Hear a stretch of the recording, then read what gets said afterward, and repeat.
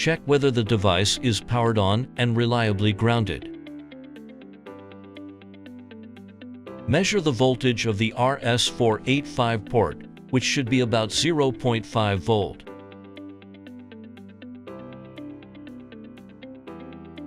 Connect the shield layer to the PE point of the inverter wiring terminal. Secure all connection points and ensure no conductive parts are left exposed. Check whether the RS485 cable is connected to the correct port.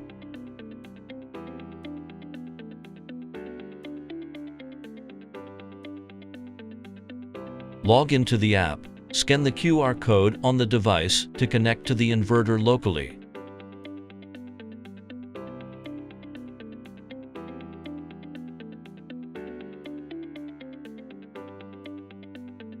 Access the RS485 settings screen. Check whether the inverter communication parameters are the same as those configured for the northbound device.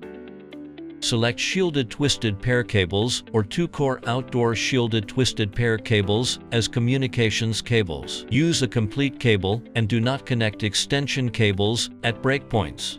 Keep communications cables away from interference sources such as power cables. If the RS485 communication distance exceeds 100 meters or there are many cascaded devices, add a 120 ohms termination resistor to the last device on the communications link. If the fault persists, contact Huawei technical support.